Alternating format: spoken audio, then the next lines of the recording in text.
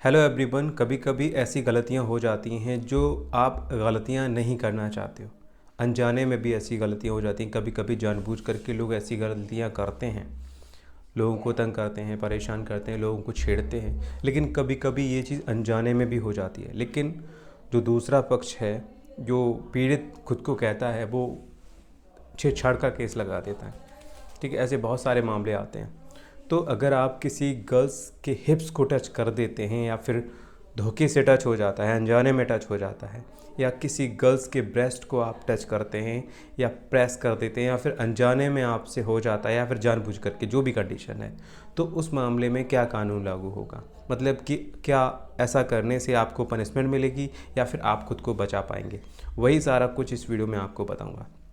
तो सबसे पहली बात यह है कि अगर आप सार्वजनिक स्थान पर किसी भी लड़की को देखकर या फिर उसको इशारा करके या फिर ऐसे गंदे अल्फाजों का इस्तेमाल करते हैं जो अशोभनीय लगें, ठीक है, गंदे शब्दों का इस्तेमाल करते हैं, किसी को देख करके गंदी हरकतें करते हैं, गंदे गाने गाते हैं, गंदे इशारे करते हैं, या फिर ऐसा कोई इशारा जो गलत हो, तो ऐसे मामले में आईपीसी की धारा 294 तहत मामला दर्ज होता है। लेकिन अगर कोई व्यक्ति किसी महिला के हिप्स को टच करता है, किसी लड़की के हिप्स को टच करता है, ब्रेस्ट को टच करता है, या फिर ब्रेस्ट को प्रेस करता है, तब क्या कानूनी कार्रवाई होगी? देखिए, यहाँ पे थोड़ा सा समझने वाली बात है। मतलब कि एक तो ये होता है जाने अनजाने में आपने ऐसा कर दिया, आपकी ऐसी नीयत नहीं थी।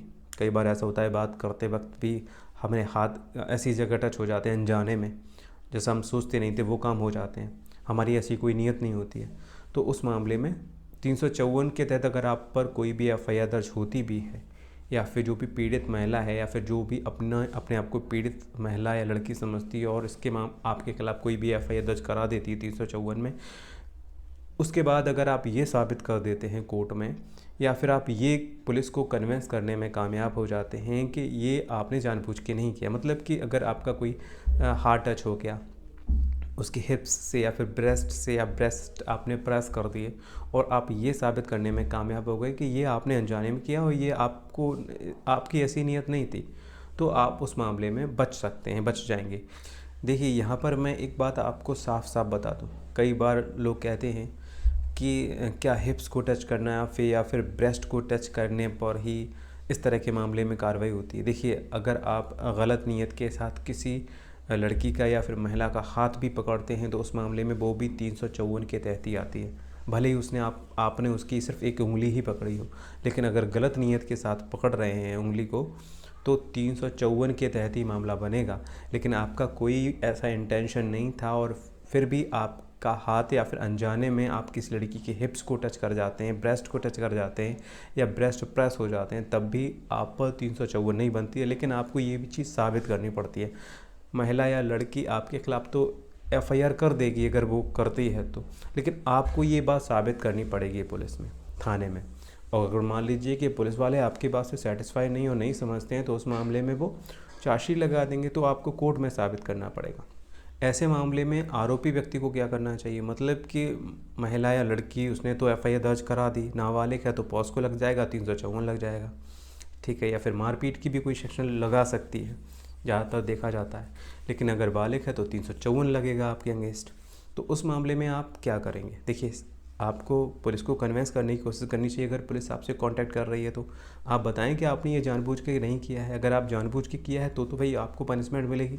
लेकिन आपने अनजाने में किया है, आपसे धोखे से ऐसा कुछ हो गया, तो ऐसे मामले में आप पुलिस को कन्विंस करने की कोशिश करें कि मेरी ऐसी कोई नीयत नहीं थी, ये सारा कुछ अनजाने में हुआ है। मतलब जो भी आपने उसको टच किया या टच हो गया, तो वो आपको बताना। अगर पुलिस यहाँ पे कन्विंस्ड हो जाती है तो वेरी गुड, वो पुलिस अपनी इन्वेस्टिगेशन में और फाइनल रिपोर्ट के रूप में एफआईआर लगा देगी, मामला ख़त्म हो जाएगा यहीं के।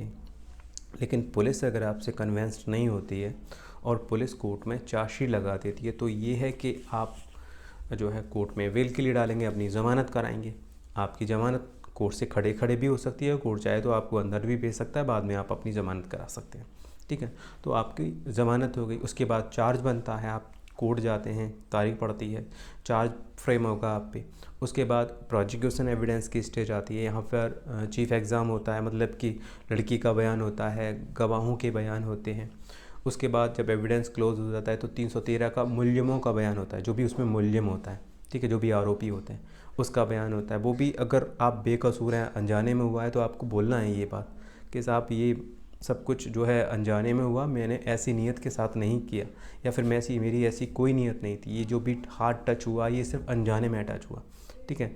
अगर आप बोल देंगे कि हाँ मैंने ये टच किया है, मेरी ऐसी नीयत थी, तो भाई आप खुद मुलजिम बन गए, आप मतलब खुद आप अपराधी बन गए, आपने अपना जुर्म स्वीकार कर लिया, उस मामले में फाइल को जजमेंट में लगा दिया। लेकिन आप ये कहते हैं कि ये सब अनजाने में हुआ, वो कहेंगे कि नहीं इन्होंने जानबूझ के किया, वो यही उनके एविडेंस में होगी। लेकिन आपको ये कहना है कि आपने ये सारा कुछ अनजाने में आपसे टच हो गया। तो उसके बाद जो है आप उसको एक्सेप्ट नहीं करेंगे, तो यहाँ पे डिफेंस एविडेंस का मौका मिलेगा आपको, आपका बयान होगा, ठीक है। और उसके बाद 2 गवाहों के बयान होंगे, आप अपनी तरफ से भी कोर्ट में गवाह लगा सकते हैं, जिससे कि ये साबित हो जाए कि वो जो कृत हुआ या फिर वो जो एक्टिविटी हुई वो अनजाने में हुई, आपने जानबूझ के आपने ऐसा नहीं किया। उसके बाद जो है आर्गूमेंट में फ़ाइल लग जाती है, उसके बाद फाइनल आर्गूमेंट में हो जाती है, उसके बाद फाइल जजमेंट में चली जाती है।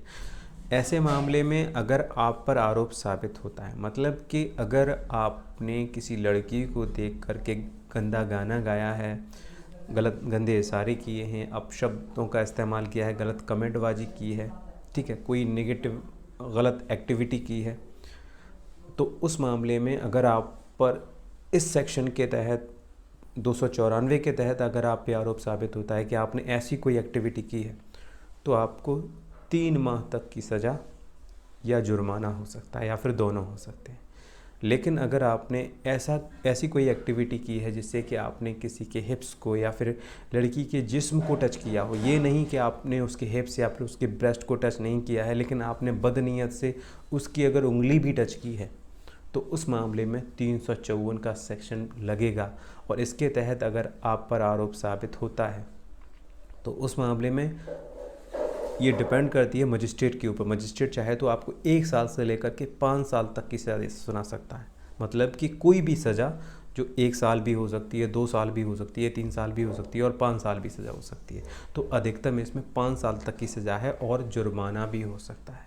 लेकिन अगर आप ये साबित करने में कामयाब हो जाते हैं कि आपने ये जो भी एक्टिविटी हुई है ये अनजाने में हुई है, आपकी ऐसी कोई नीयत नहीं थी, और ये चीज़ आप कोर्ट में साबित कर देते हैं, तो उस मामले में आप पर ये केस नहीं बनता, उस मामले में आप बाइज्जत बरी हो जाएंगे। सो गाइज़, ये था पूरा video. I hope you like this video. अगर फिर भी कोई कन्फ्यूज़न हो तो आप मुझे कमेंट बॉक्स में लिख सकते हैं। अगर वीडियो पसंद आया हो तो वीडियो को लाइक कर दीजिए। चलिए मिलता हूँ एक नई वीडियो के साथ, तब तक के लिए जय हिंद।